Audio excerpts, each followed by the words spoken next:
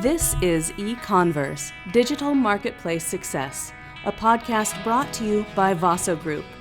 VASO Group is an all-inclusive e-commerce agency for both Amazon and Walmart.com, focused on helping you achieve success in marketplaces around the world. I'm Pamela Moore. We're excited to help you on your e-commerce journey. I'm joined by Reggie Jonaitis, President and Co-Founder of VASO Group, to introduce you to our company. Reggie, let's talk about VASO Group. Hi, Pamela. This is all very exciting for us. We are in our 8th year of existence, and one of the ideas that we had in our 7th year was to create a podcast and share some of the knowledge that we've accrued over the first 7 years of our existence as an agency.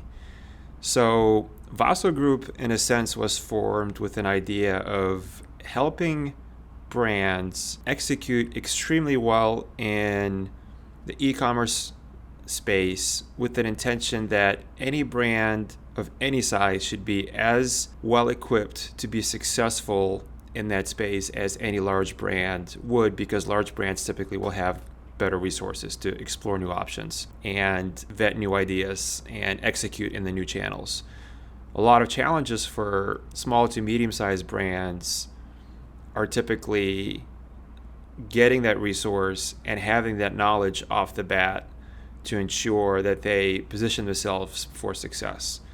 And as a smaller, medium-sized brand, if you don't have that from day one, and if you don't have that for a prolonged period of time, the gap between you and your competition, who is a bigger brand, grows exponentially.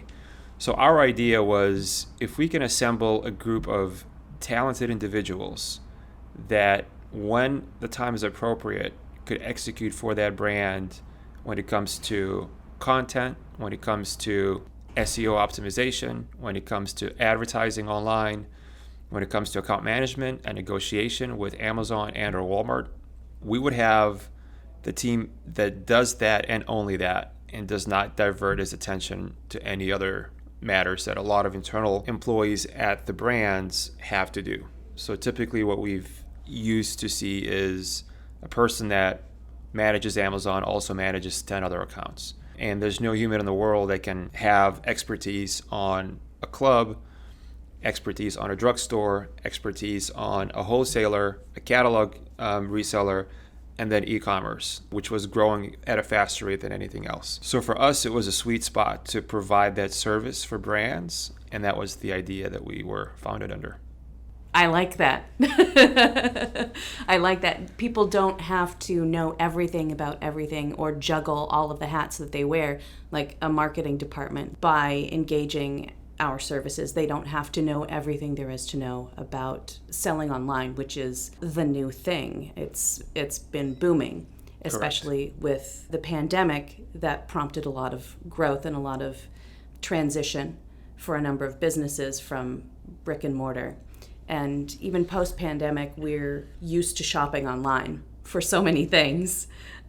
Right, exactly. Obviously, the tendency of us as consumers has been shifting towards e-commerce for quite a few years, even pre-pandemic. We saw a steady growth that we all changed our shopping behaviors, going less to a specialty store and buying that bag of dog food online. Convenience. Pricing was equivalent or similar, so we made those trade-offs. When pandemic started, obviously that accelerated. We felt that we jumped 4 or 5 years of gradual progression into an expanded progression, which generated a lot of challenges of its own. The perception is that if you don't live in e-commerce world, that, oh, this has been great for you guys, it's been great for this channel. There's been a lot of challenges. Obviously, we're all aware with supply chain issues and everything else, but unexpected growth is also challenging for everybody. Post-pandemic, we've seen a little bit of pullback from e-commerce as consumers went back to shopping in brick and mortar stores more, missing that interaction, missing that experience. But it still set up e-commerce as a focal point for all manufacturers, all brands from here on out. They know that if you do not execute on Amazon, on Walmart, and other major marketplaces, that you are really losing ground to your competition. So it's become a necessary channel that everyone has to sell to. It really has. How did you land on the name VASO? So it's an interesting story because two co-founders of this company, Mike and Ben, along with myself, three of us, I should say, we had experience in working with agencies. And in the traditional world, the brick and mortar, they used to be called representative groups or rep groups. And the interesting thing is, as we were thinking of idea to start this, we really didn't have a good experience with most rep groups that we worked with. And one thing that we came across that was consistent, why they weren't very good in our opinion, was that they really didn't do the work. That rep was a person or a small agency that had a relationship in a good old-fashioned, relationship world where, let me go to this retailer because I know John, the buyer. John and I have been friends for 10 years. We'll go to dinner. And that's the extent of my value as a rep.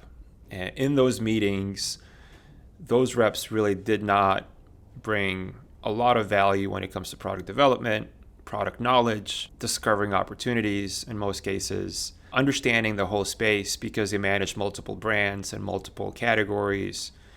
And typically what would happen if you are a sales account manager, you would go into a meeting with a rep and they would sit there and listen to you pitch to the buyer.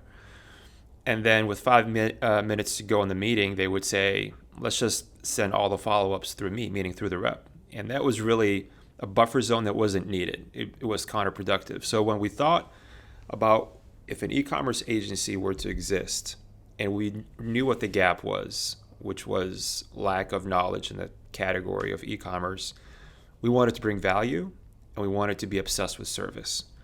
So VASO stands for value added, service oriented. And that's what we live by to this day. We discuss that on day one with all new hires, and we try to live that brand consistently. Excellent. What do you hope for listeners to gain from our podcasts? I hope a couple things. One, I hope it makes the e-commerce space less intimidating. I hope it gives you confidence that there are groups and experts that know this space, that it should not be, intimidating internally. It should not be confusing. It should not be out of control. There's a lot of challenges that we'll discuss over multiple episodes of this podcast, what everything is front of mind for a lot of our listeners and a lot of the clients that we talk and speak with. But I hope that we can inspire confidence and inspire assurance that an agency like us would be able to help and really set forth a strategy, help you execute, also answer a lot of questions along the way, be your strategic partner. So I hope that we answer some questions on this podcast, and I hope that we prove ourselves that we're able to problem solve and be strategic for any brand of any size. I hope so as well. I think we can do that very thing because we have a real crackerjack team. And they really know their stuff. Thank you so much, Reggie. For help taking your e-commerce to the next level, visit www.vasogroup.com. Connect with us on LinkedIn, follow @VASO Group on Facebook and Twitter, and @VASO_group on Instagram. Thanks for listening.